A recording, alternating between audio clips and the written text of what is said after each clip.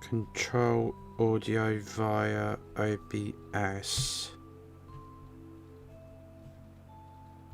I think that's what I need to do. Right.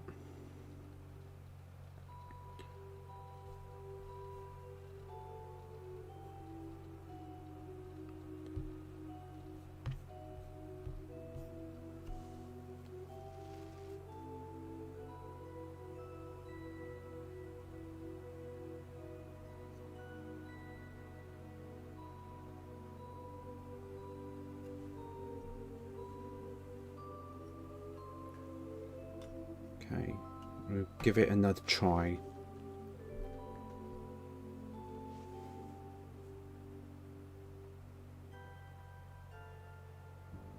If it does work in the end, then what I'm going to do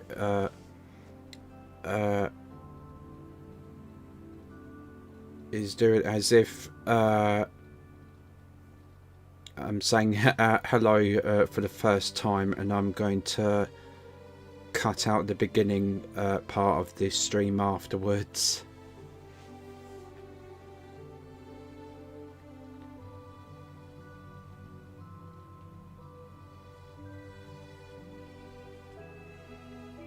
Okay, do another test for me, please.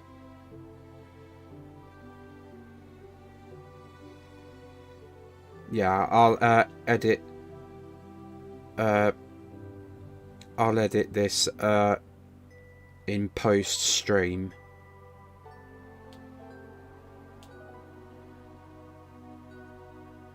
Okay, it seems to be working.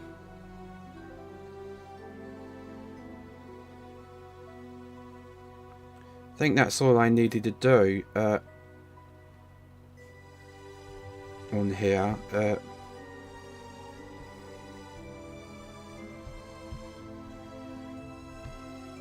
Was to go and tick control audio via OBS. Okay.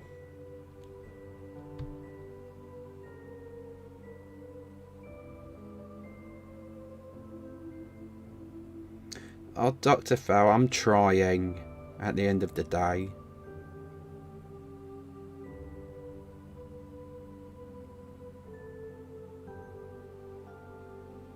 Okay, we fixed it then. So how is the volume for the background music? Hey! I never expected any of this. I'm so sorry, everyone.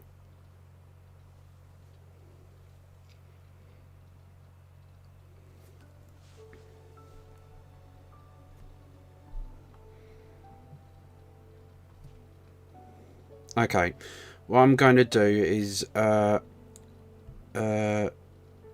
reset the chat box. Audio issues affect everyone. Yep.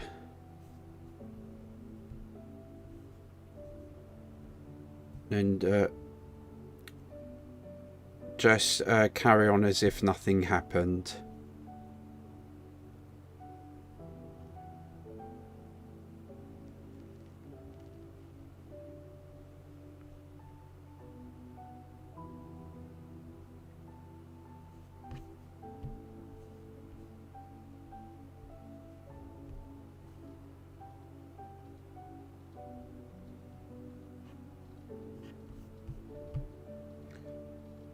Hello. Yep, it's working.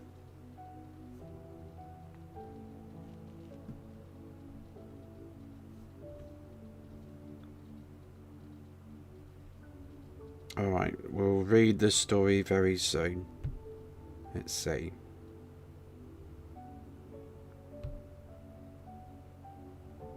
There we go. Right. I've reset it. I've reset the chat box now, so... Oh yeah.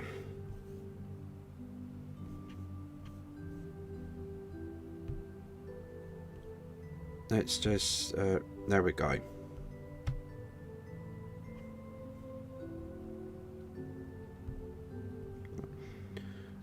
Alright, gonna start again, pretend that nothing has happened. I'll edit the first bit in post stream. Okay, 3, 2, 1. Hello everyone, welcome to where you'll be seeing me do my Christmas storytelling stream. I really appreciate everyone being here, and I thank you all for your patience. So I hope you've all had a good Christmas Eve so far.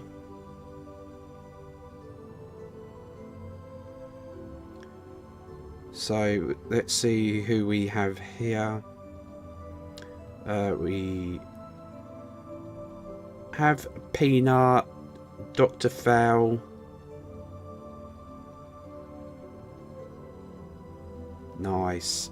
Okay, got the Christmas. Got one of the Christmas stories ready. It's called The Gift of the Magi by O. Henry.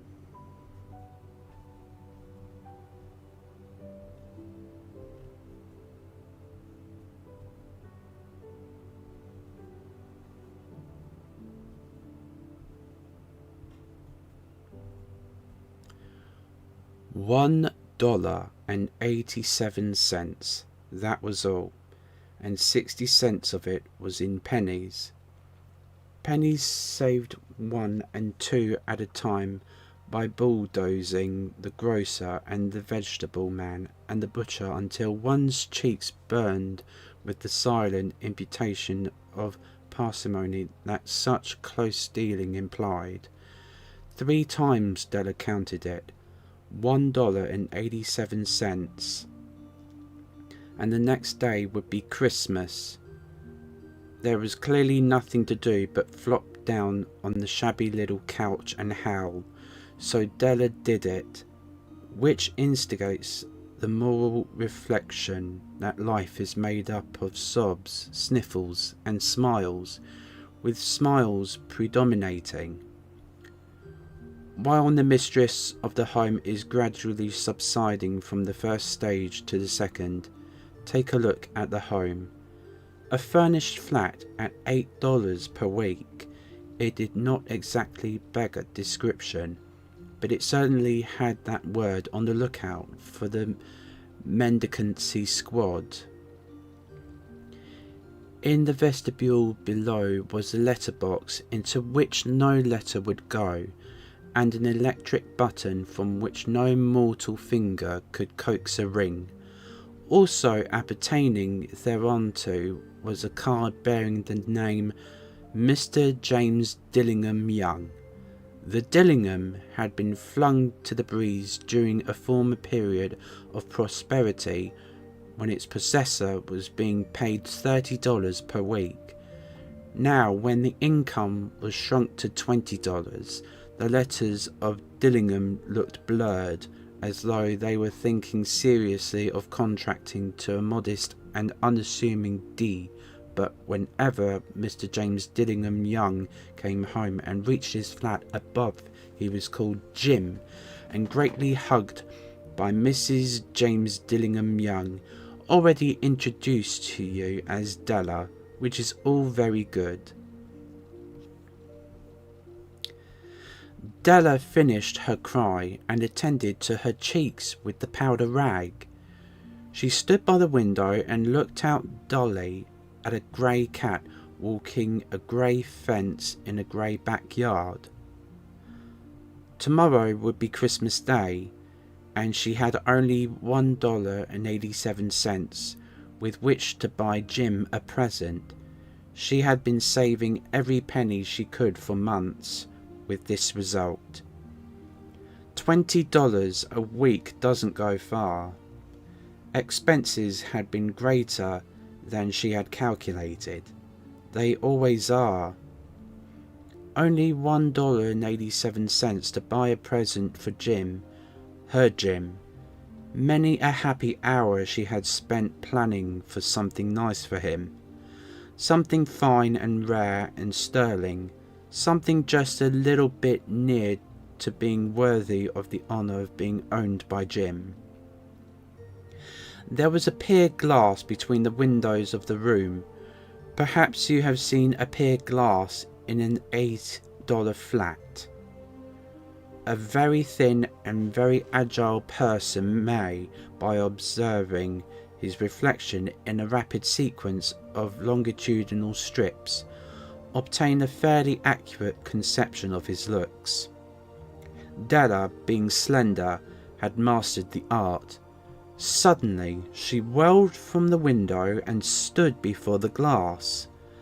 Her eyes were shining brilliantly, but her face had lost its colour within 20 seconds. Rapidly she pulled down her hair and let it fall to its full length. Now there were two processions of the James Dillingham Youngs in which they both took a mighty pride. One was Jim's gold watch that had been his father's and his grandfather's. The other was Della's hair. Had the Queen of Sheba lived in the flat across the air shaft, Della would have let her hair hang out the window some day to dry, just to depreciate Her Majesty's jewels and gifts. Had King Solomon been the janitor, with all his treasures piled up in the basement, Jim would have pulled out his watch every time he passed, just to see him pluck at his beard from envy. So now Della's beautiful hair fell about her, rippling and shining like a cascade of brown waters. It reached below her knee and made itself almost a garment for her.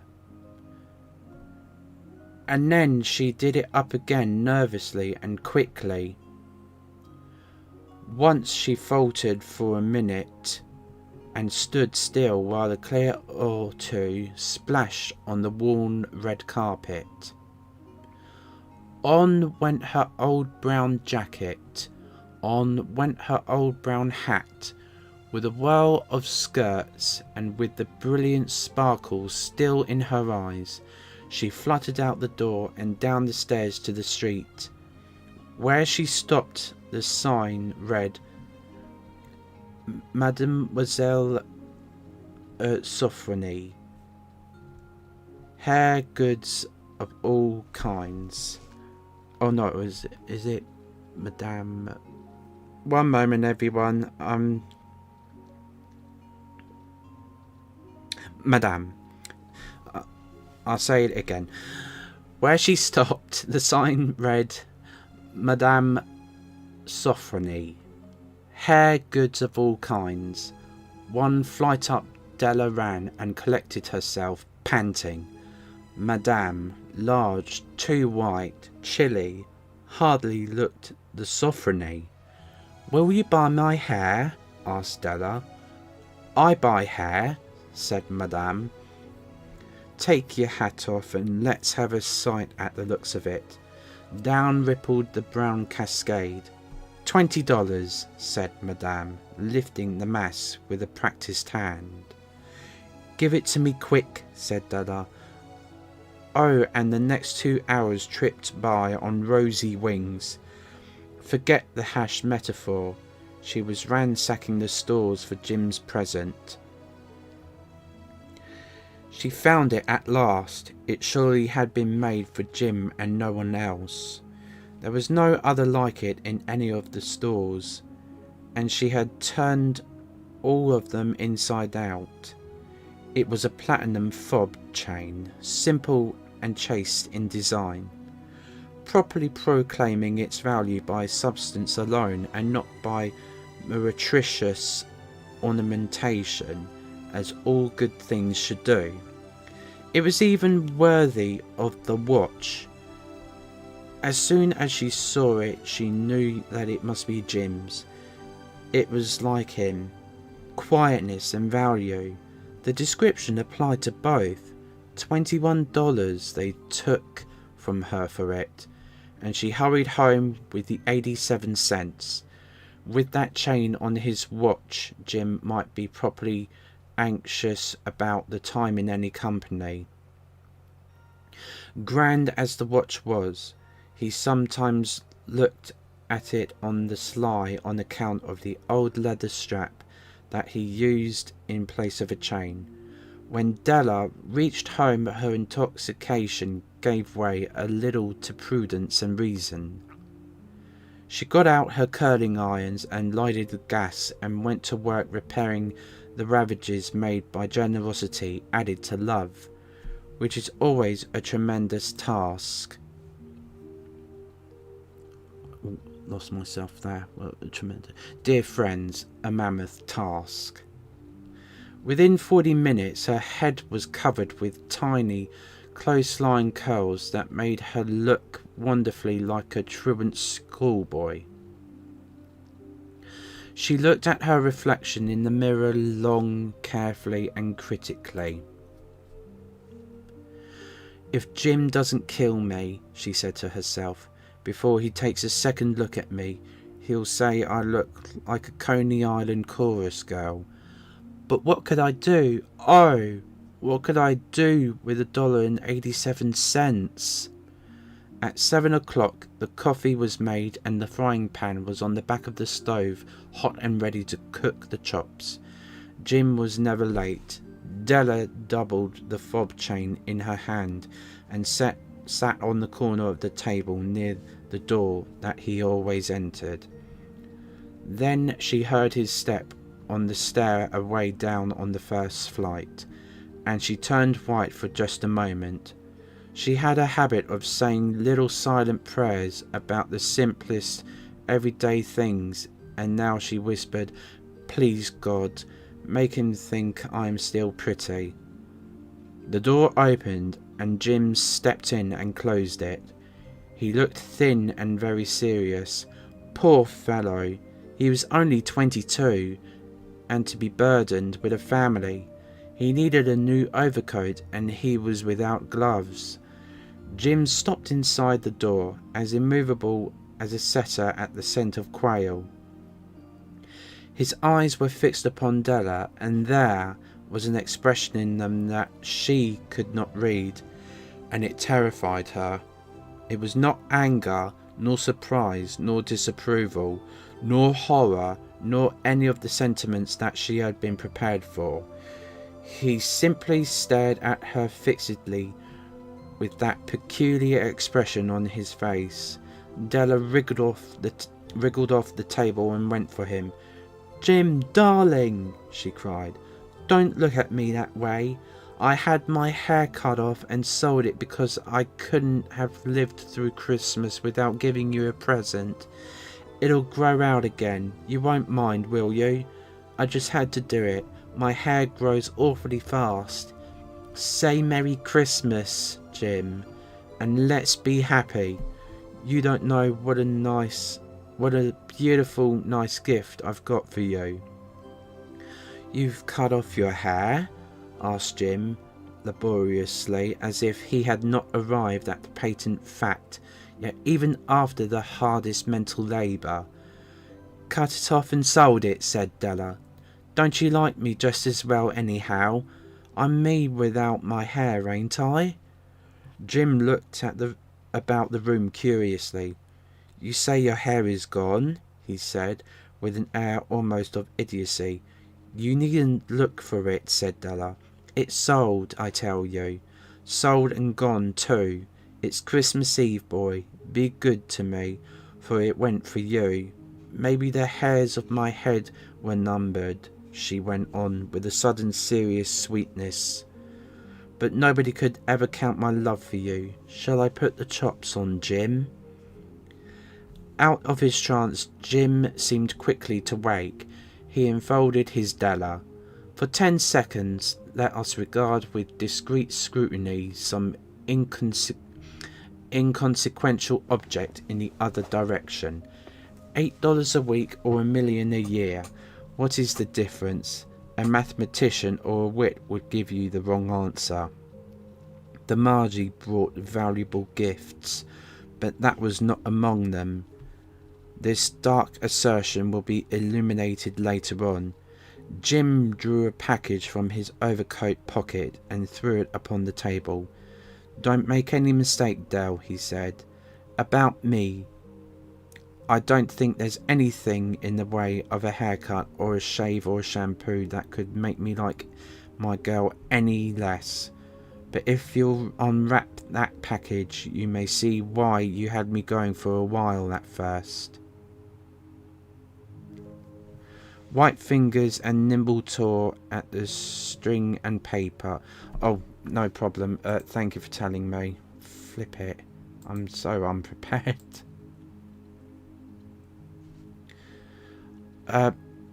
Just to pause, everyone. Oh, shoot. Why am I'm so unprepared.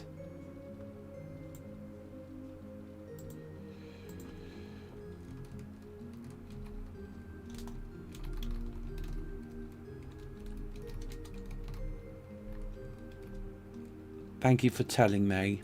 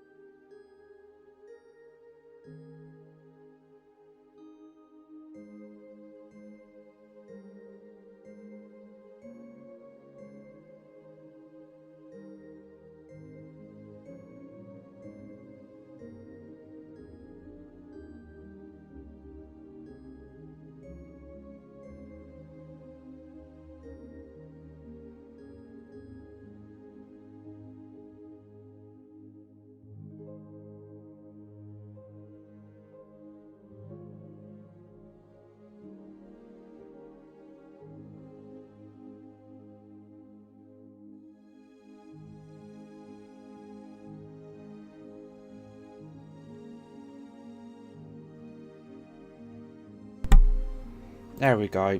Thank you for that. Right, now on with the show. Right. Okay. White fingers and nimble tore at the string and paper, and then an ecstatic scream of joy, and then, alas, a quick feminine change to hysterical tears and wails, necessitating the immediate employment of all the comforting powers of the lord of the flat. For there lay the combs, the set of combs, side and back, that Della had worshipped for long in a Broadway window. Beautiful combs, pure tortoiseshell, with jewelled rims, just the shade to wear in the beautiful vanished hair. They were expensive combs, she knew, and her heart had simply craved and yearned over them without the least hope of possession. And now they were hers. But the tresses that should have adorned the coveted... I'm going to check how that word's pronounced. I feel like an idiot.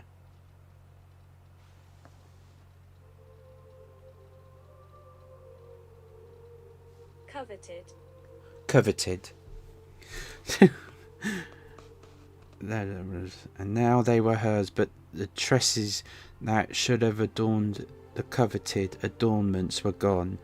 But she hugged them to her bosom, and at length she was able to look up with dim eyes and a smile and say, "My hair grows so fast, Jim." And then Della leaped up like a little singed cat and cried, "Oh no!" Jim had not yet seen his beautiful present.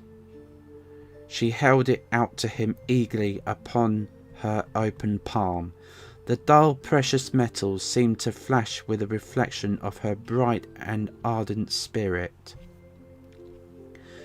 "Isn't it dandy, Jim? I hunted all over town to find it. You'll have to look at the time 100 times a day now. Give me your watch. I want to see how it looks on it." Instead of obeying, Jim tumbled down on the couch and put his hands under the back of his head and smiled. "Dale," said he, "let's put our Christmas presents away and keep 'em a while. They're too nice to use just at present. I sold the watch to get the money to buy your combs, and now suppose you put the chops on." The Magi, as you know, were wise men, wonderfully wise men, who brought gifts to the babe in the manger. They invented the art of giving Christmas presents. Being wise, their gifts were no doubt wise ones, possibly bearing the privilege of exchange in case of duplication. And here I have lamely related to you the uneventful chronicle of two foolish children in a flat who most unwisely sacrificed for each other the greatest treasures of their house. But in a last word to the wise of these days, let it be said that of all who give gifts, these two were the wisest. Of all who give and receive gifts, such as they are wisest. Everywhere they are wisest, they are the Magi. The end. Brilliant story. Now we shall go on to the next one. Let's see.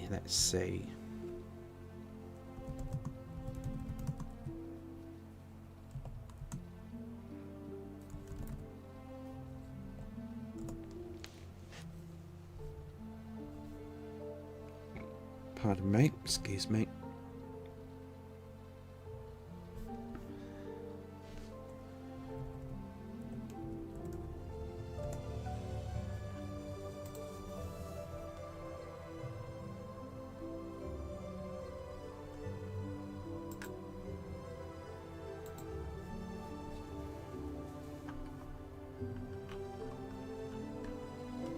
Let's see. Again, Pina, I thank you so much for letting me know I still had the title, the category still under Sonic Racing Crossworlds. I think I may have. Okay, this might be a short little story, but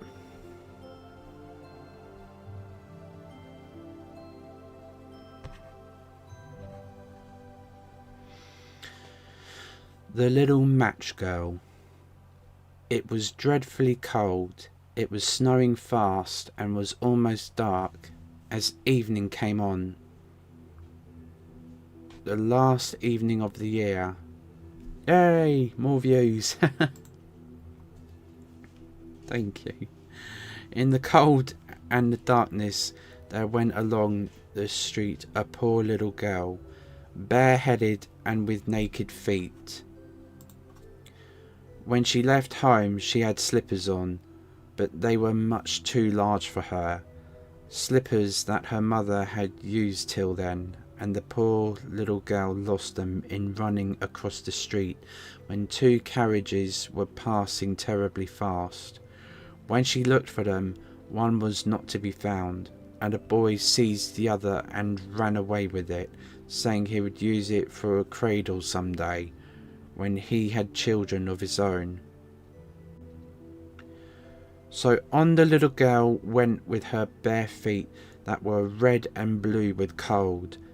In an old apron that she wore were bundles of matches, and she carried a bundle also in her hand. No one had bought so much as a bunch all the long day, and no one had given her a penny. Poor little girl, shivering with cold and hunger, she crept along. a perfect picture of misery. The snowflakes fell on her long flaxen hair, which hung in pretty curls about her throat. But she thought not of her beauty nor the cold. Lights gleamed in every window, and there came to her the savoury smell of roast goose, for it was New Year's Eve, and it was this of which she thought. In a corner formed by two houses, one of which projected beyond the other, she sat cowering down. She had drawn under her little feet, but still she grew colder and colder. Yet she dared not go home, for she had sold no matches and could not bring a penny of money. Her father would certainly beat her, and besides, it was cold enough at home, for they had only the house roof above them, and though the largest holes had been stopped with straw and rags, there were left many through which the cold wind could whistle. And now her little hands were nearly frozen with cold. Alas, a single match might do her good, if she might only draw it from the bundle, rub it against the wall, and warm her fingers by it. So at last she drew one out. Whisht! How it blazed and burned! It gave out a warm, bright flame like a little candle, as she held her hands over it. A wonderful little light it was. It really seemed to the little girl as if she sat before a great iron stove with polished brass feet and brass shovel and tongs. So blessedly it burned that the little maiden stretched out her feet to warm them also. How comfortable she was! But lo, the flame went out, the stone vanished, and nothing remained but the little burned match in her hand. She rubbed another match against the wall. It burned brightly, and where the light fell upon the wall it became transparent like a veil, so that she could see through it into the room. A snow-white cloth was spread upon the table, on which was a beautiful china dinner service, while a roast goose, stuffed with apples and prunes, steamed famously and sent forth a most savoury smell. And what was more delightful still and wonderful, the goose jumped from the dish with knife and fork still in its breast, and waddled along the floor straight to the little girl. But the match went out then, and nothing was left to her but the thick damp wall. She lighted another match, and now she was under a most beautiful Christmas tree, larger and far more prettily trimmed than the one she had seen through the glass doors at the rich merchants'. Hundreds of wax tapers were burning on the green branches, and gay figures, such as she had seen in shop windows, looked down upon her. The child stretched out her hands to them, then the match went out. Still the lights of the Christmas tree rose higher and higher. She saw them now as stars in heaven, and one of them fell, forming a long trail of fire. "Now someone is dying," murmured the child softly, for her grandmother, the only person who had loved her, and who was now dead, had told her that whenever a star falls, a soul mounts up to God. She struck yet another match against the wall, and again it was light. And in the brightness there appeared before her the dear old grandmother, bright and radiant, yet sweet and mild, and happy as she had never looked on earth. "Oh, grandmother," cried the child, Take me with you. I know you will go away when the match burns out. You too will vanish like the warm stove, the splendid New Year's feast, the beautiful Christmas tree. And lest her grandmother should disappear, she rubbed the whole bundle of matches against the wall, and the matches burned with such a brilliant light that it became brighter than noonday. Her grandmother had never looked so grand and beautiful. She took the little girl in her arms, and both flew together, joyously and gloriously, mounting higher and higher, far above the earth. And for them there was neither hunger, nor cold, nor care. They were with God.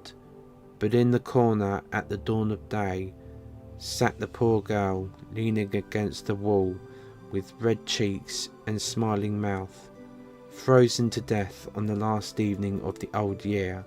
Stiff and cold she sat, with the matches, one bundle of which was burned. She wanted to warm herself, poor little thing, people said. No one imagined what sweet visions she had had, or how gloriously she had gone with her grandmother to enter upon the joys of a new year. Oh, that's really sad, to be honest. Oh gosh. It's my first time actually reading this.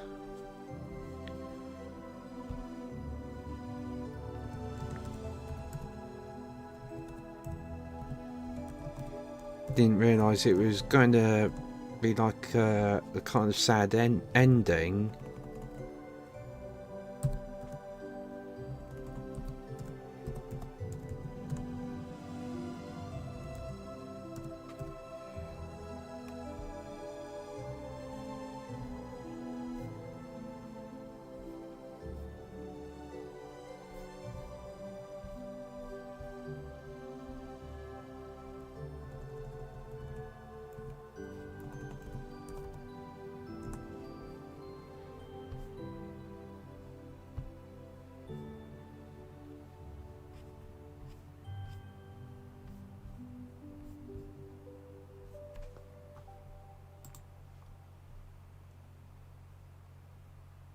Proper depressing a bit. Yeah, I know.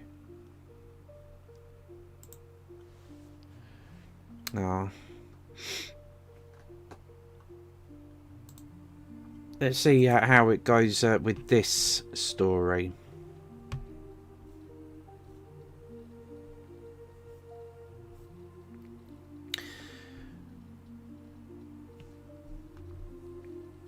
Right, let me...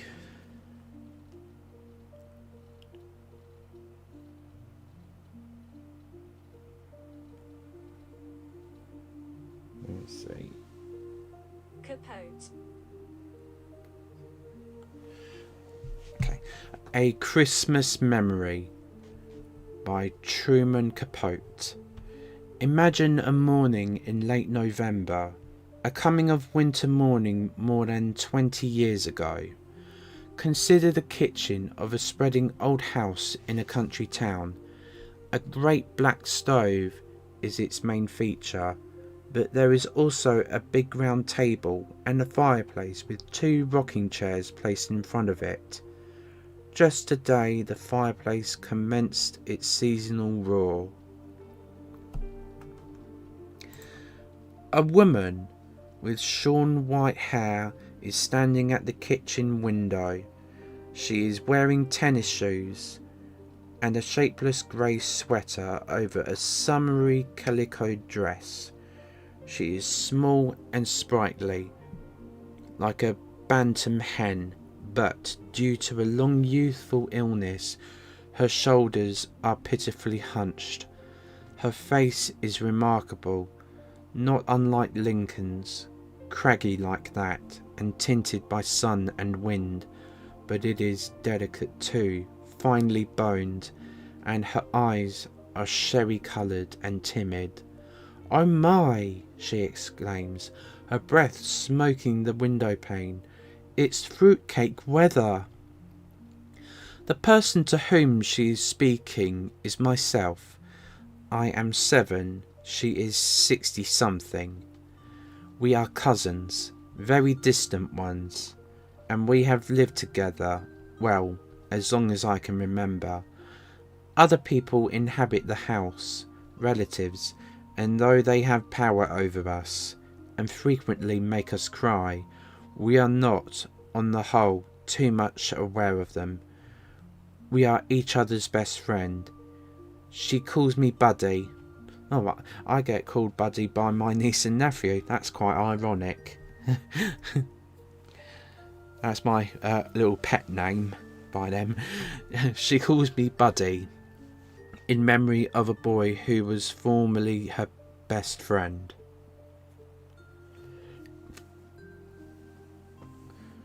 Yeah, there are many. Yeah, there are some people who do eat fruitcake. Yeah, some people do like it, but it's not my preference myself. I get what you mean. Yeah. Possibly. She calls me Buddy in memory of a boy who was formerly her best friend. The other Buddy died in the 1880s when she was still a child. She is still a child. I knew it before I got out of bed, she says, turning away from the window with a purposeful excitement in her eyes. The courthouse bells sounded so cold and clear, and there were no birds singing. They've gone to warmer country. Yes, indeed.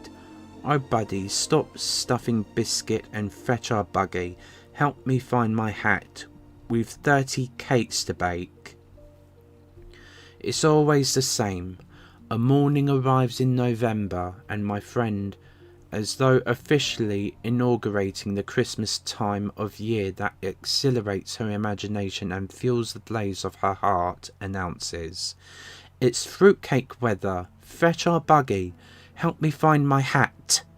The hat is found. A straw cartwheel corsaged with velvet roses out of doors has faded.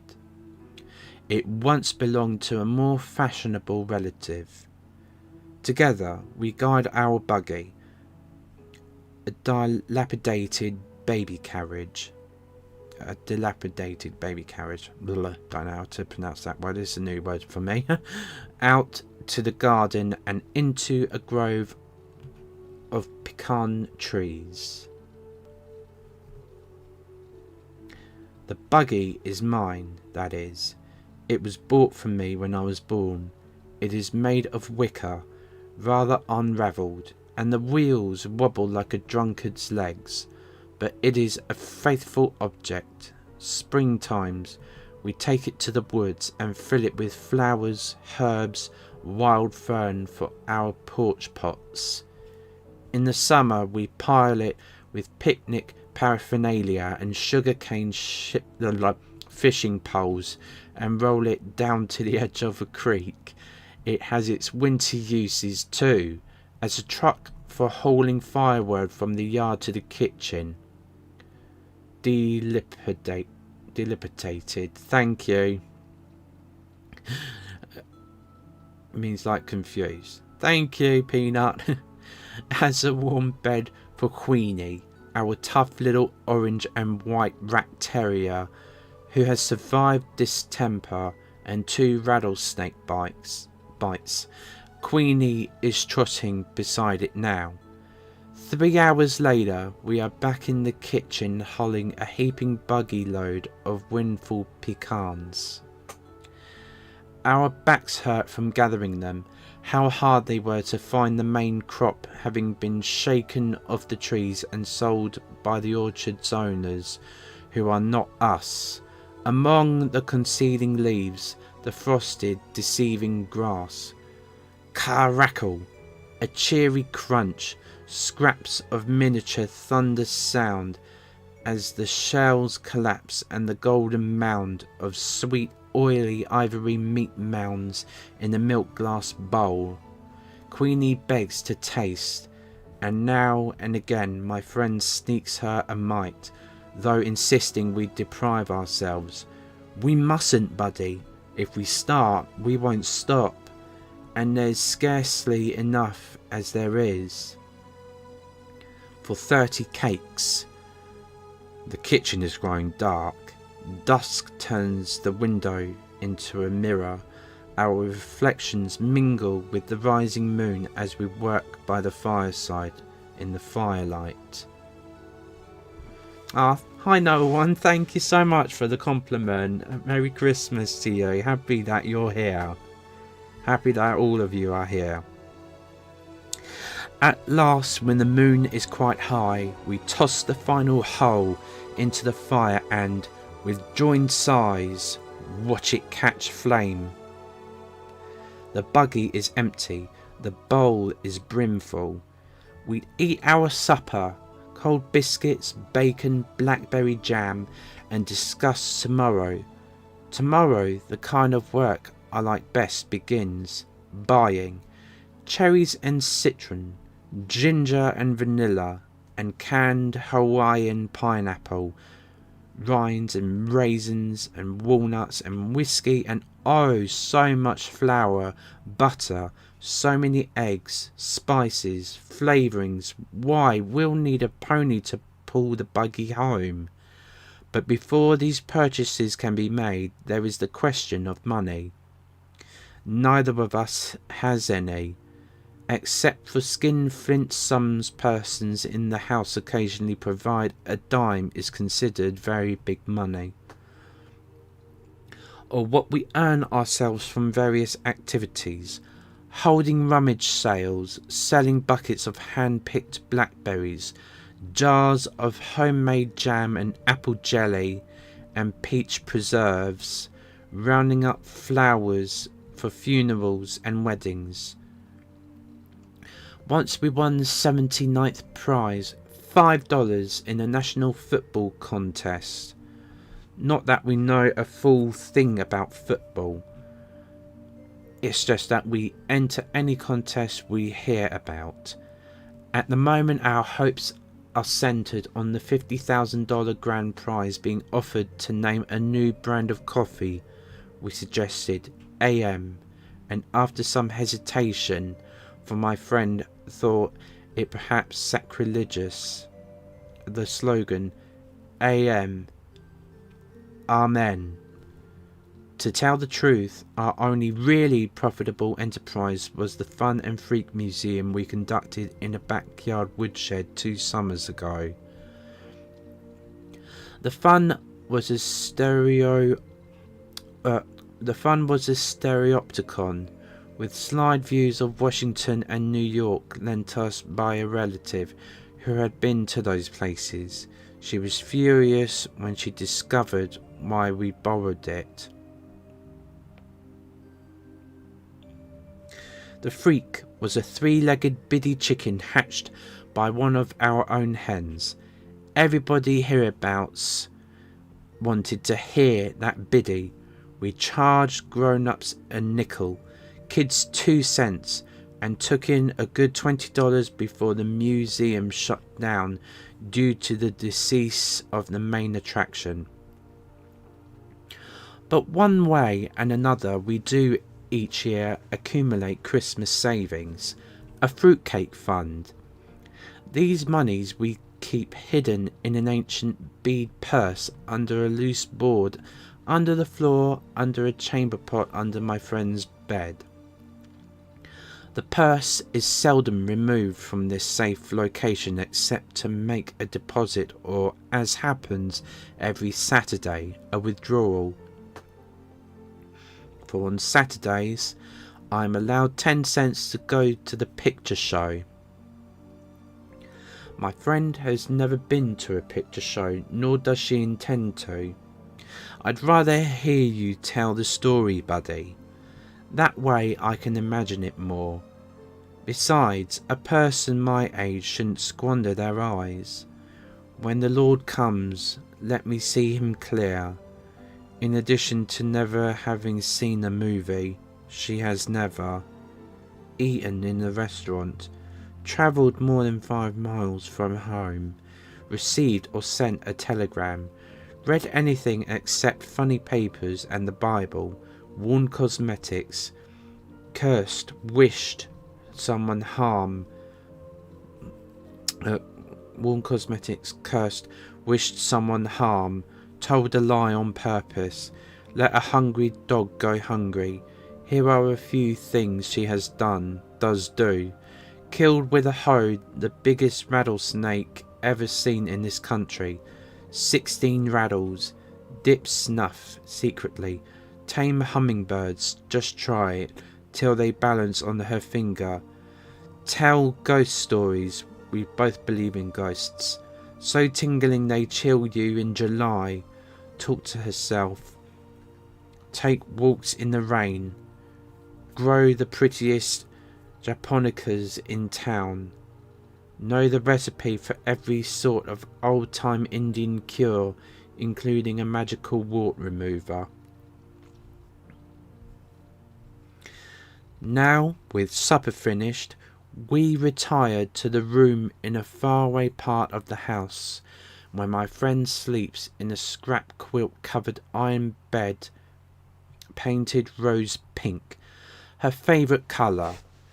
Silently wallowing in the pleasures of conspiracy, we take the bead purse from its secret place and spill its contents on the scrap quilt. Dollar bills, tightly rolled and green as May buds, sombre 50-cent pieces, heavy enough to weight a dead man's eyes. Lovely dimes, the liveliest coin, the one that really jingles, nickels and quarters, worn smooth as creek pebbles, but mostly a hateful heap of bitter-odoured pennies. Last summer others in the house contracted to pay us a penny for every 25 flies we killed. Oh, the carnage of August, the flies that flew to heaven, yet it was not work in which we took pride. And as we sit counting pennies, it is as though we were back tabulating dead flies. Neither of us has a head for figures. We count slowly, lose track, start again. According to her calculations, we have $12.73. According to mine, exactly $13. I do hope you're wrong, buddy. We can't mess around with 13. The cakes will fall. Or put somebody in the cemetery. Why, I wouldn't dream of getting out of bed on the 13th. This is true. She always spends 13ths in bed. So to be on the safe side, we subtract a penny and toss it out the window. Of the ingredients that go into our fruitcakes, whiskey is the most expensive, as well as the hardest to obtain. State laws forbid its sale, but everybody knows you can buy a bottle from Mr. Haha Jones. And the next day, having completed our more prosaic shopping, we set out for Mr. Haha's business address, a sinful, to quote public opinion, fish dry and dancing cafe down by the river. We've been there before and on the same errand. But in previous years our dealings have been with Haha's wife, an iodine dark Indian woman with brassy peroxided hair and a dead tired disposition. Actually, we've never laid eyes on her husband, though we've heard that he's an Indian too. A giant with razor scars across his cheeks.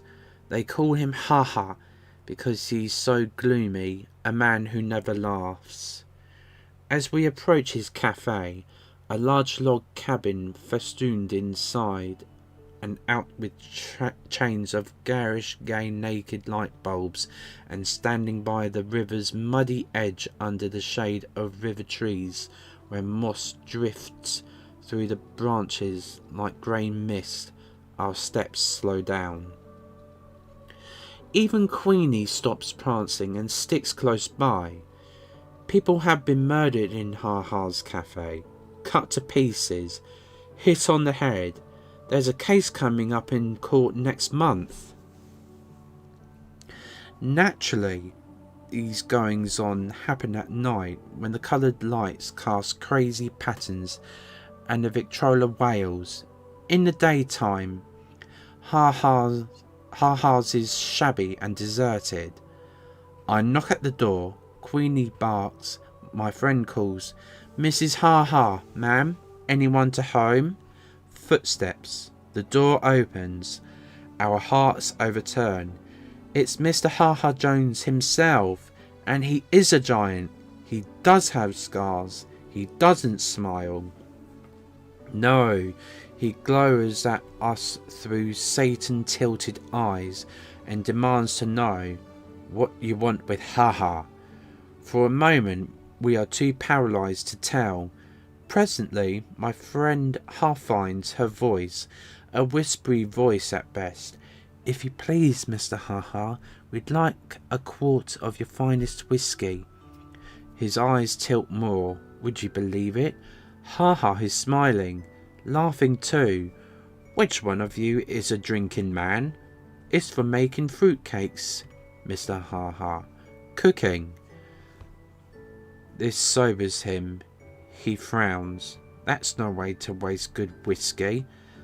Nevertheless, he retreats into the shadowed cafe and seconds later appears carrying a bottle of daisy yellow unlabelled liquor.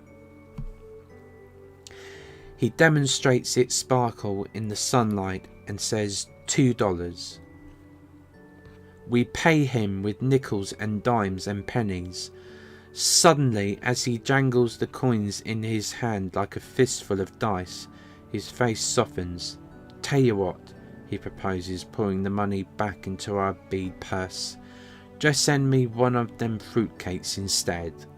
"Well," my friend remarks on our way home, "there's a lovely man. We'll put an extra cup of raisins in his cake."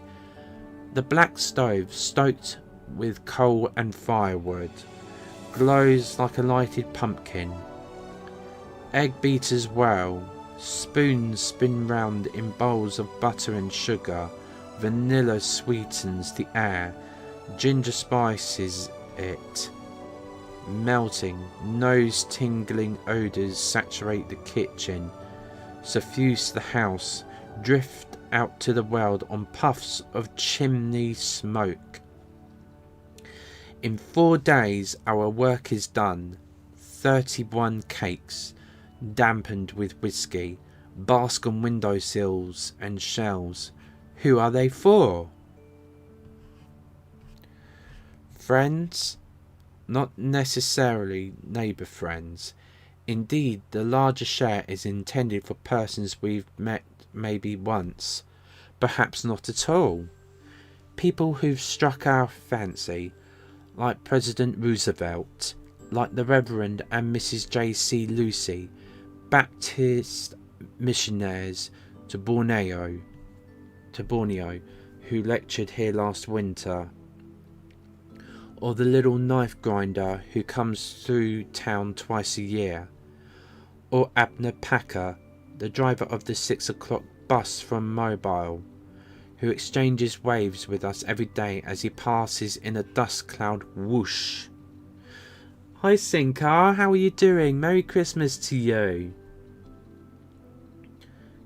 Thank you. I hope the new year will be a better year for you as well. Just having a sip of drink.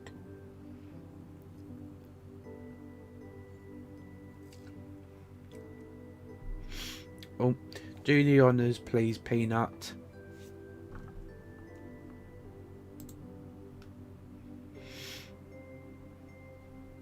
if you're still there, of course.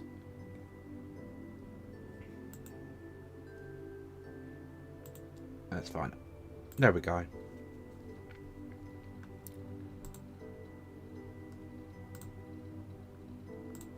Alright, I'll continue. Or the young Wistons, a California couple whose car one afternoon broke down outside the house and who spent a pleasant hour chatting with us on the porch. Young Mr. Wiston snapped our picture, the only one we've ever had taken.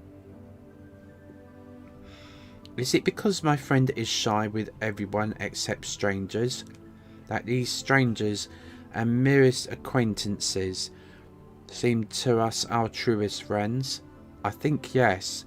Also, the scrapbooks we keep of thank yous on White House stationery, time to time communications from California and Borneo, the knife grinder's penny postcards, make us feel connected to eventful words beyond the kitchen with its view of a sky that stops. Oh no, you didn't interrupt my story. I wanted to respond to you. I respond to anybody.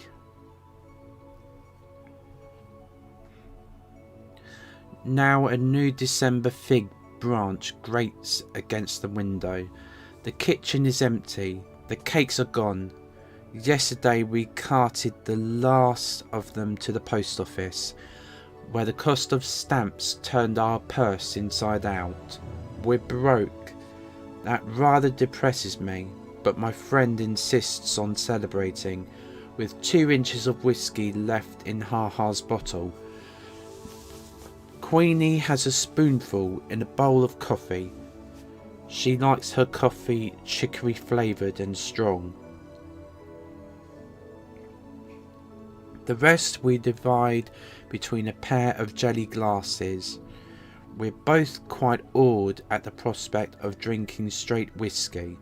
The taste of it brings screwed up expressions and sour shudders. But by and by we begin to sing, the two of us singing different songs simultaneously. I don't know the words to mine, just come on along to the Dark Town Strutters Ball. But I can dance, that's what I mean to be. A tap dancer in the movies. My dancing shadow rollicks on the walls. Our voices rock the chinaware. We giggle, as if unseen hands were tickling us. Queenie rolls on her back. Her paws plough the air. Something like a grin stretches her black lips. Inside myself, I feel warm and sparky as those crumbling logs, carefree as the wind in the chimney. My friend waltzes round the stove, the hem of the poor calico skirt. Oh, so sorry. I couldn't stop myself there. Carefree as the wind in the chimney, my friend waltzes round the stove, the hem of her poor calico skirt pinched between her fingers as though it were a party dress. Show me the way to go home, she sings, her tennis shoes squeaking on the floor. Show me the way to go home. Enter 2 relatives, very angry, potent with eyes that scold, tongues that scold.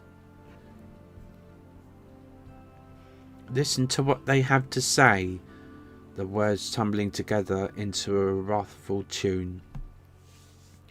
A child of 7, whiskey on his breath. Are you out of your mind? Feeding a child of 7 must be loony. Road to ruination.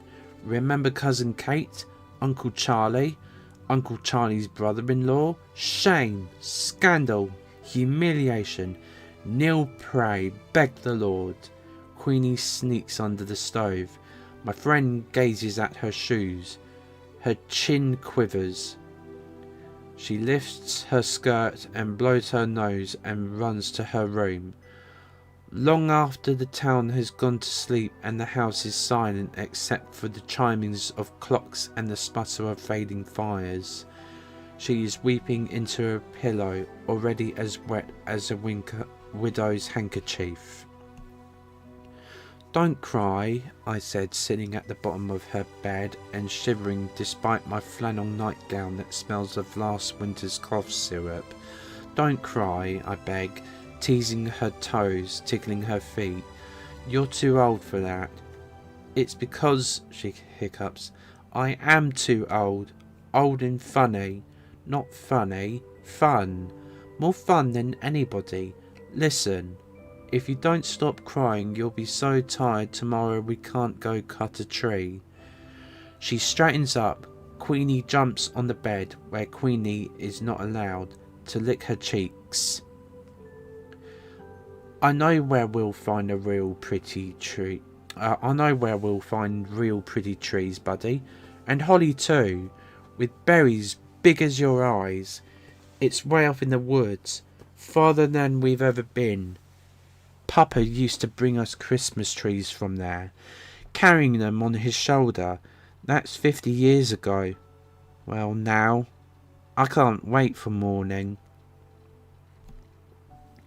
Morning, frozen rime, lustres the grass. The sun, round as an orange, and orange as hot weather moons, balances on the horizon, burnishes the silvered winter woods. A wild turkey calls. A renegade hog grunts in the undergrowth. Soon, by the edge of the knee-deep, rapid running water, we have to abandon the buggy. Queen wades the stream first, paddles across, barking complaints at the swiftness of the current, the pneumonia-making coldness of it. We follow, holding our shoes and equipment, a hatchet, a burlap sack above our heads. A mile more of chastising thorns, burrs and briars that catch at our clothes, of rusty pine needles brilliant with gaudy fungus and molted feathers.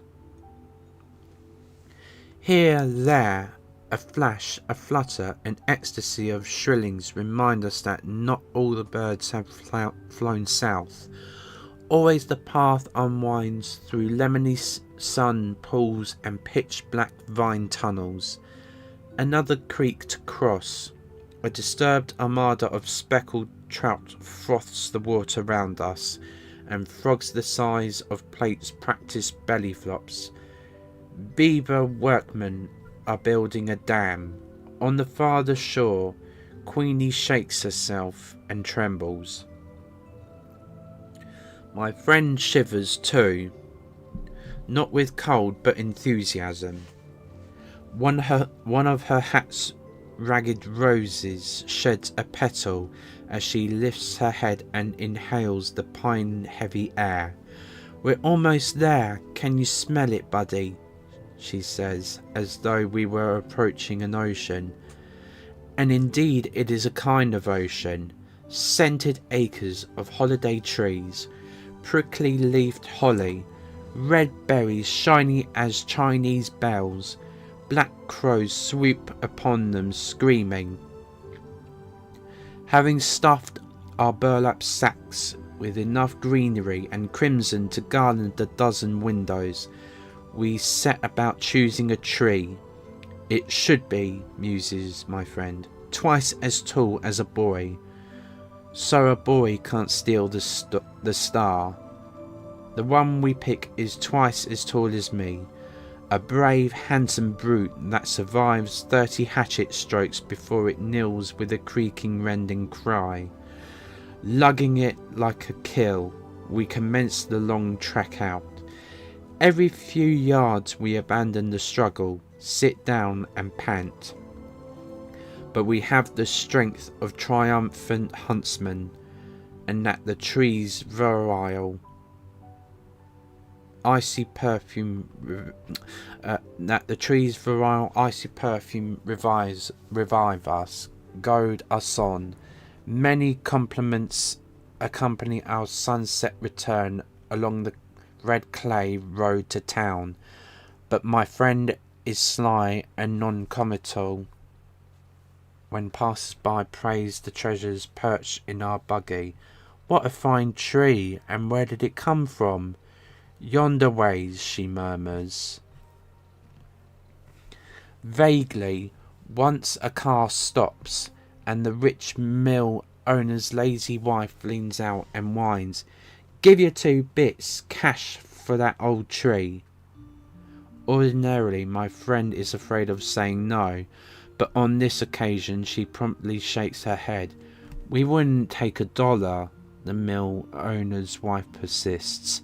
$1 my foot, 50 cents. That's my last offer." "Goodness, woman, you can get another one." In answer, my friend gently reflects, "I doubt it. There's never 2 of anything." Home. Queenie slumps by the fire and sleeps till tomorrow, snoring loud as a human. A trunk in the attic contains a shoebox of ermine tales of the opera cape of a curious lady who once rented a room in the house, coils of frazzled tinsel gone gold with age, 1 silver star, a brief rope of dilapidated, just remembered that, Peanut, undoubtedly dangerous candy-like light bulbs, excellent decorations as far as they go, which isn't far enough. My friend wants our tree to blaze like a Baptist widow, droop with weighty snows of ornament. It's not human. Yeah. It's probably a scammer. But we can't afford the made in Japan splendours at the 5 and dime. So we do what we've always done. Sit for days at the kitchen table with scissors and crayons and stacks of coloured paper. I make sketches and my friend cuts them out. Lots of cats, fish too, because they're easy to draw. Some apples, some watermelons, a few winged angels devised from saved up sheets of Hershey bar tinfoil. We use safety pins to attach these creations to the tree. As a final touch, we sprinkle the branches with shredded cotton, picked in August for this purpose. My friend, surveying the effect, clasps her hand together. "Now, honest, buddy, doesn't it look good enough to eat?" Queenie tries to eat an angel. Think, oh. After weaving and ribboning holly wreaths for all the front windows, our next project is the fashioning of family gifts. Tie-dye scarves for the ladies. For the men, a homebrewed lemon and licorice and aspirin syrup to be taken at the first symptoms of a cold and after hunting. But when it comes time for making each other's gift, my friend and I separate to work secretly. I would like to buy her a pearl-handled knife, a radio, a whole pound of chocolate-covered cherries. We tasted some once and she always swears, "I could live on them, buddy." Lord, yes I could, and that's not taking his name in vain. Instead, I am building her a kite. She would like to give me a bicycle. She said so on several million occasions. If only I could, buddy. It's bad enough in life to do without something you want, but confound it, what gets my goat is not being able to give somebody something you want them to have. Only one of these days I will, buddy. locate you a bike. Don't ask how. Steal it maybe. Instead, I'm fairly certain that she is building me a kite, rather. The same as last year and the year before. The year before that we exchanged slingshots. All of which is fine by me, for we are champion kite flyers who study the wind like sailors. My friend, more accomplished than I, can get a kite aloft when there isn't enough breeze to carry clouds. Christmas Eve afternoon, we scrape together a nickel and go to the butcher's to buy Queenie's traditional gift, a good gnawable beef bone. The bone, wrapped in funny paper, is placed high in the tree near the silver star. Queenie knows it's there. She squats at the foot of the tree, staring up in a trance of greed. When bedtime arrives, she refuses to budge. Her excitement is equalled by my own. I kicked the covers and turned my pillow as though it were a scorching summer's night. Somewhere a rooster crows, falsely, for the sun is still on the other side of the world. Buddy, are you awake? It is my friend calling from her room, which is next to mine, and an instant later she is sitting on my bed holding a candle. Well, I can't sleep a hoot, she declares.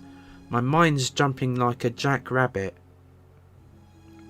Buddy, do you think Mrs. Roosevelt will serve our cake at dinner?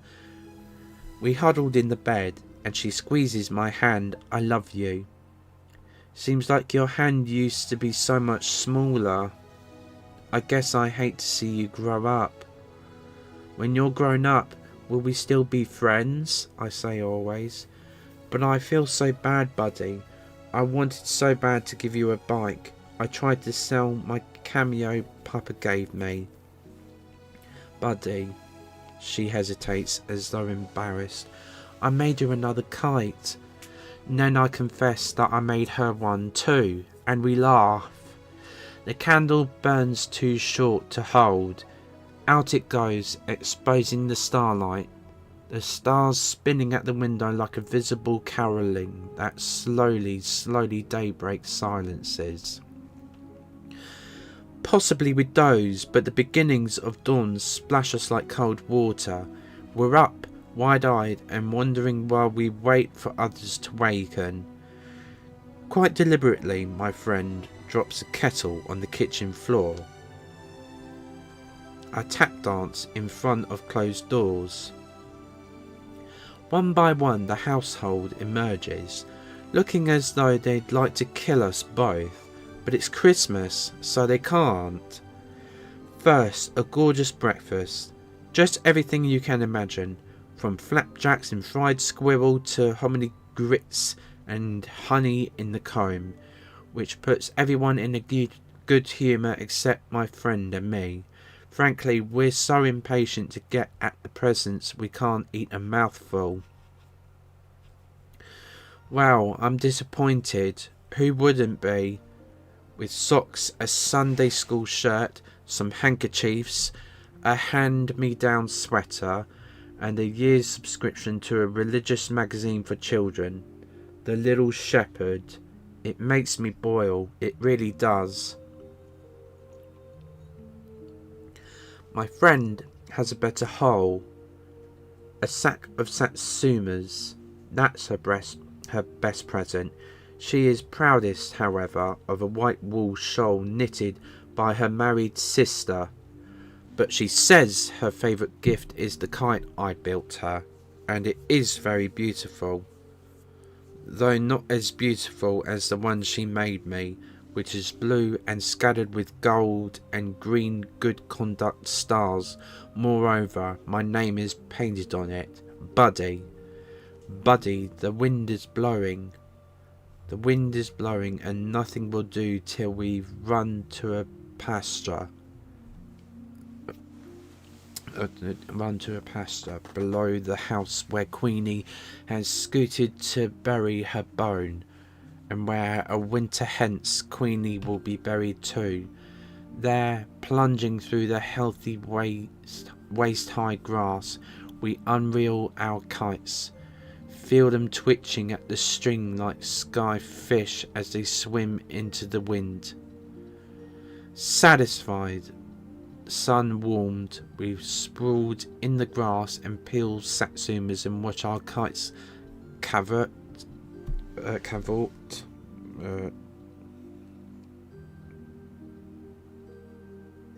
Moment, everybody.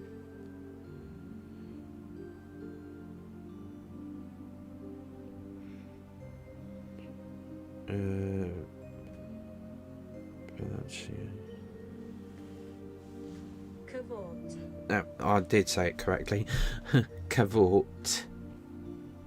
Soon I forget the socks and hand-me-down sweater.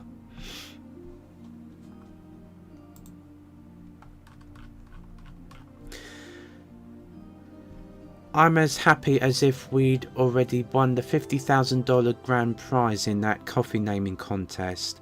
My, how foolish I am, my friend cries, suddenly alert, like a woman remembering too late she has biscuits in the oven. You know what I've always thought? She asks in a tone of discovery and not smiling at me but a point beyond. I've always thought a body would have to be sick and dying before they saw the Lord. And I imagined that when he came it would be like looking at the Baptist window. Pretty as coloured glass with the sun pouring through. Such a shine you don't know it's getting dark. And it's been a comfort to think of that shine taking away all the spooky feeling. But I'll wager it never happens. I'll wager at the very end a body realises the Lord has already shown himself, that things as they are. Her hand circles in a gesture that gathers clouds and kites and grass and Queenie pouring earth over her bone. Just what they've always seen was seeing him. As for me, I could leave the world with today in my eyes. An Indian scammer in the making. This is our last Christmas together. Life separates us. Those who know best decide that I belong in a military school, and so follows a miserable succession of bugle-blowing prisons, grim reveille-ridden summer camps. I have a new home too, but it doesn't count. Home is where my friend is, and there I never go. And there she remains, puttering around the kitchen, alone with Queenie, then alone. Buddy dear, she writes in her wild, hard-to-read script. Yesterday, Jim Macy's horse kicked Queenie bad. Be thankful she didn't feel much. I wrapped her in a fine linen sheet and rode her in the buggy down to Simpson's pasture, where she can be with all her bones. For a few Novembers she continues to make her fruitcakes single-handed. Not as many, but some. And of course she always sends me the best of the batch. Also, in every letter she encloses a dime wadded in toilet paper. See a picture show and write me the story. But gradually in her letters she tends to confuse me with her other friend, the Buddy who died in the 1880s, more and more. 13ths are not the only days she stays in bed. A morning arrives in November, a leafless, birdless coming of winter morning, when she cannot rouse herself to exclaim, "Oh my, it's fruitcake weather!" And when that happens, I know it. A message saying so merely confirms a piece of news some secret vein had already received, severing from me an irreplaceable part of myself, letting it loose like a kite on a broken string. That is why, walking across the school campus on this particular December morning, I keep searching the sky, as if expected to see, rather like hearts, a lost pair of kites hurrying toward heaven. The end. Phew. Gonna give my voice a little rest there.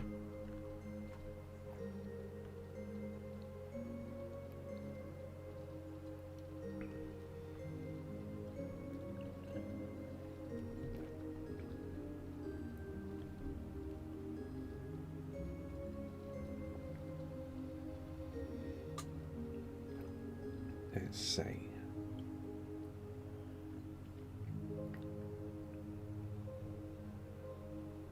What about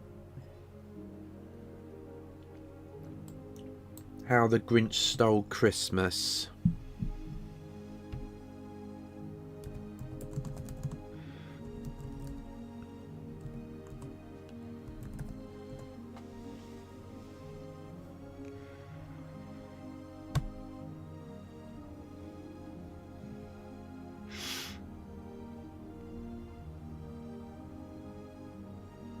There we go.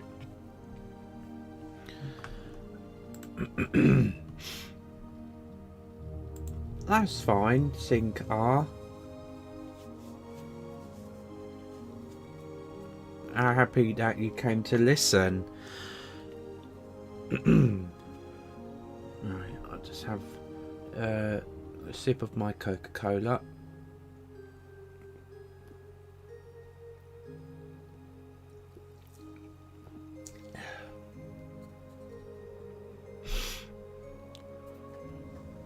Okay.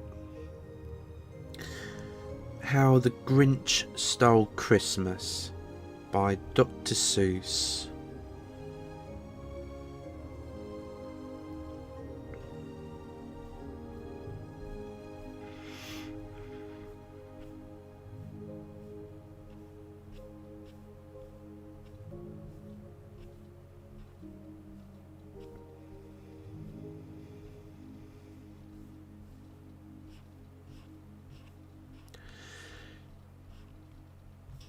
Every Who down in Whoville liked Christmas a lot.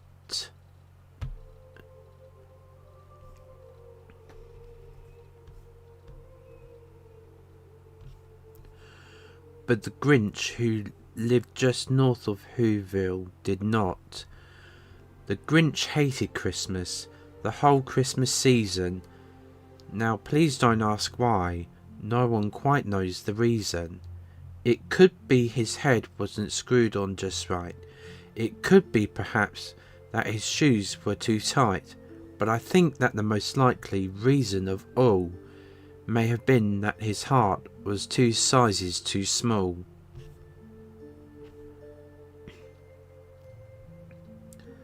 But whatever the reason, his heart or his shoes, he stood there on Christmas Eve, hating the Whos, staring down from his cave with a sour, grinchy frown at the warm lighted windows below in their town.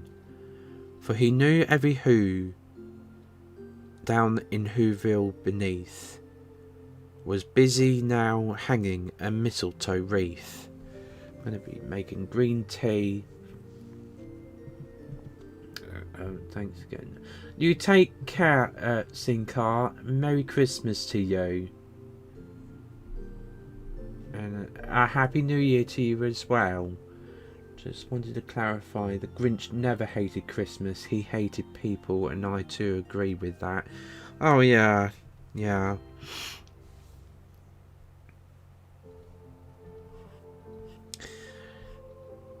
And they're hanging their stockings, he snarled with a sneer. Tomorrow is Christmas, is practically here. Then he growled with his Grinch fingers nervously drumming. I must find some way to stop Christmas from coming.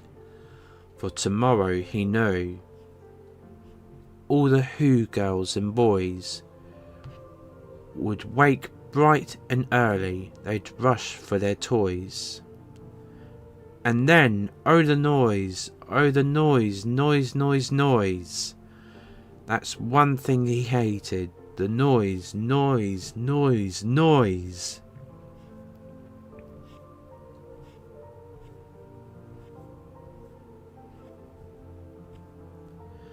Then the Who's, young and old, would sit down to a feast, and they'd feast, and they'd feast, and they'd feast, feast, feast, feast. They would feast on Who pudding and rare Who roast beast, which was something the Grinch couldn't stand in the least.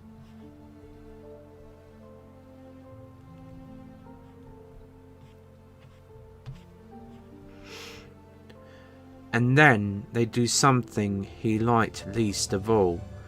Every Who down in Whoville, the tall and the small, would stand close together with Christmas bells ringing. They'd stand hand in hand and the Who's would start singing. They'd sing and they'd sing and they'd sing, sing, sing, sing. And the more the Grinch thought of this Who Christmas sing, the more the Grinch thought, I must stop this whole thing.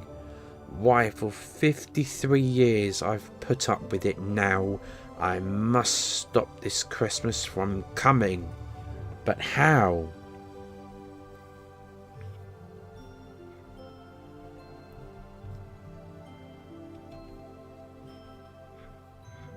Then he got an idea, an awful idea. The Grinch got a wonderful, awful idea. I know just what to do, the Grinch laughed in his throat. And he made a quick Santa Claus hat and a coat. And he chuckled and clucked, what a great Grinchy trick. With this coat and this hat, I look just like Saint Nick.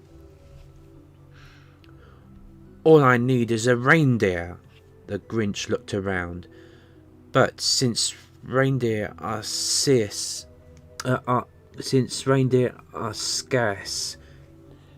there was none to be found. Did that stop the old Grinch? No, the Grinch simply said, if I can't find a reindeer, I'll make one instead. So he called his dog Max.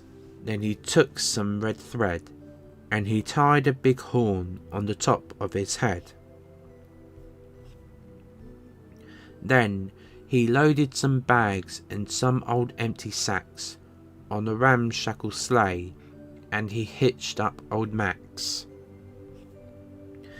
Then the Grinch said, "Get up," and the sleighs started down toward the homes where the Who's lay a snooze in their town. All their windows were dark, quiet snow filled the air. All the Who's were all dreaming sweet dreams without care. When he came to the first little house on the square, "This is stop number 1, the old Grinchy Claus hissed, and he climbed to the roof, empty bags in his fist.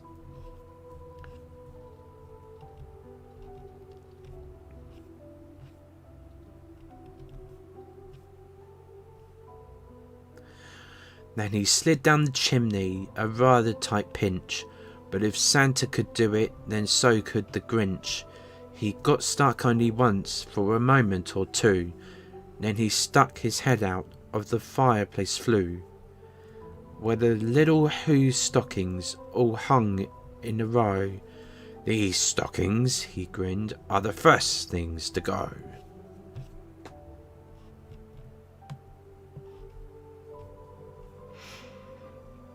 Then he slithered and slunk, with a smile most unpleasant, around the whole room, and he took every present: pop guns and bicycles, roller skates, drums, checkerboards, tricycles, popcorn and plums, and he stuffed them in bags. Then the Grinch was very nimbly stuffed all the bags one by one up the chimney.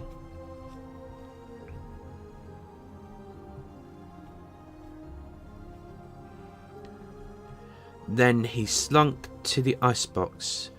He took the Who's feast, he took the Who pudding, he took the roast beast. He cleaned out that icebox as quick as a flash. Why, that Grinch even took their last can of Who hash.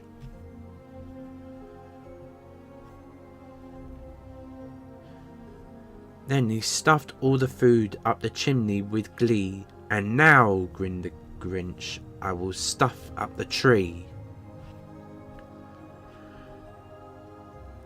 And the Grinch grabbed the tree and he And the Grinch grabbed the tree and he started to shove, when he heard a small sound like the coo of a dove. He turned around fast and he saw a small Who, little Cindy Lou who was not more than 2. The Grinch had been caught by this tiny Who daughter, who'd got out of bed for a cup of cold water. She stared at the Grinch and said, Santa Claus, why? Why are you taking our Christmas tree? Why?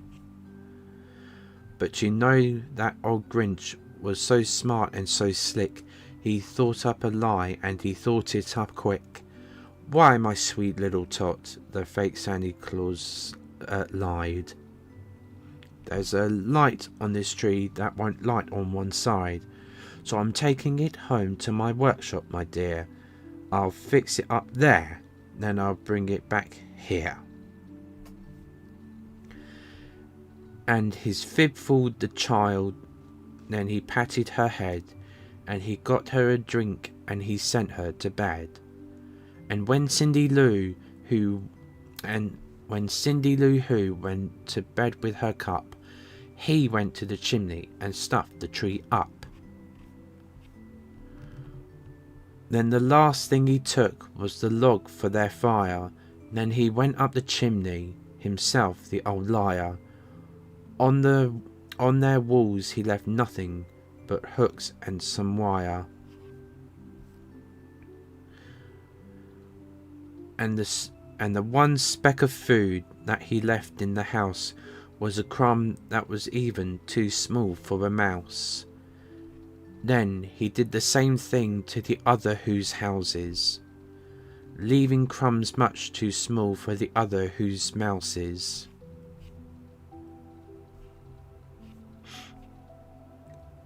It was 1:15 dawn, all the Who's still abed, all the Who's still a snooze, when he packed up his sled. Packed it up with their presents, the ribbons, the wrappings, the tags and the tinsel, the trimmings, the trappings. 3,000 feet up the side of Mr. Crumpet, he rode with his load to the tip-top to dump it.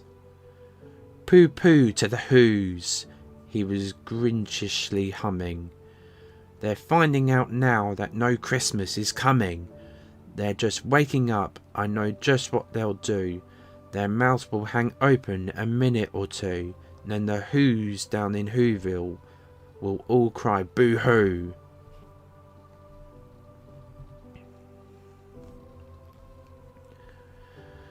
That's a noise, grinned the Grinch, that I simply must hear. So he paused and the Grinch put his hand to his ear, and he did hear a sound rising over the snow. It started in low, then it started to grow.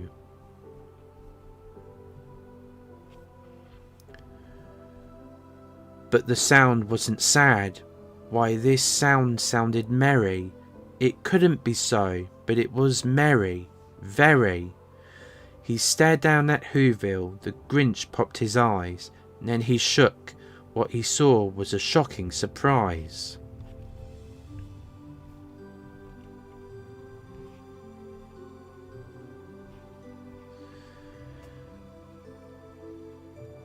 Every Who down in Whoville, the tall and the small, was singing without any presents at all. He hadn't stopped Christmas from coming, it came. Somehow or other, it came just the same. Hi Jonathan. Awesome to have you here. And the Grinch, with his Grinch feet ice cold in the snow, stood puzzling and puzzling. How could it be so? It came without ribbons, it came without tags, it came without packages, boxes or bags. And he puzzled 3 hours till his puzzler was sore. Then the Grinch thought of something he hadn't before. Maybe Christmas, he thought, doesn't come from a store. Maybe Christmas perhaps means a little bit more.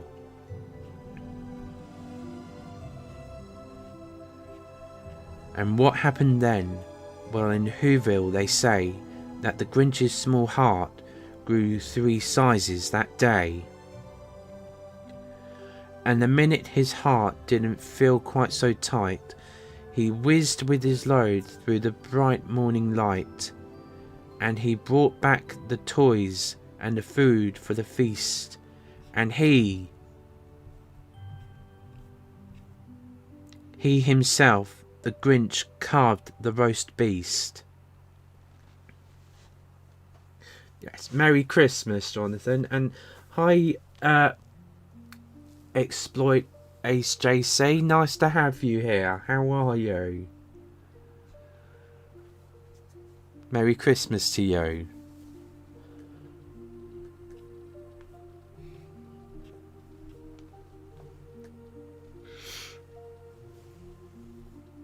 Well, I think I'm going to make that it, everyone.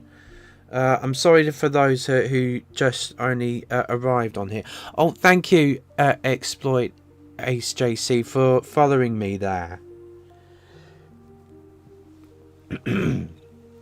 Really much appreciated.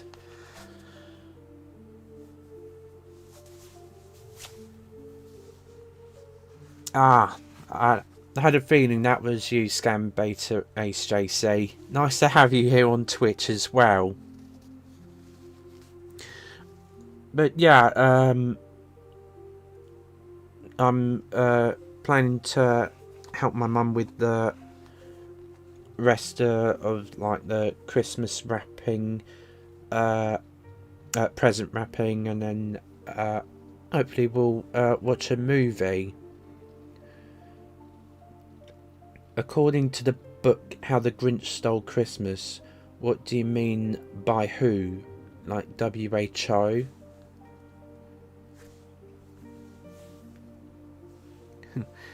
Thank you so much, everybody. I hope you will all enjoy the rest of your Christmas Eve, and that you will all have a really happy Christmas tomorrow. If you're on Twitch, please like, share, subscribe. Don't forget to leave a comment and click the notification bell so that you'll be notified the next time I do another stream. Or if you're on Twitch, follow me there, and share my YouTube and Twitch to everybody else on different social media and whatever. Again, thank you, Exploit Ace JC, for following me there.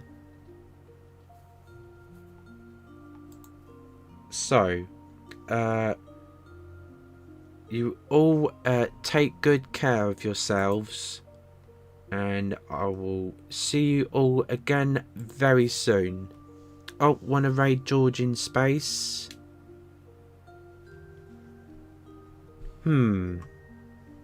Okay, I could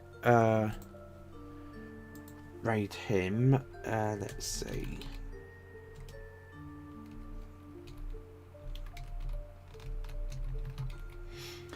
It will be a raid and leave.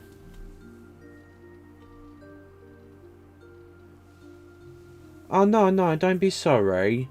You can always look back on the stream, so anyway, you all take care. Again, a Merry Christmas to all of you. And I will see you all again very soon. Bye bye.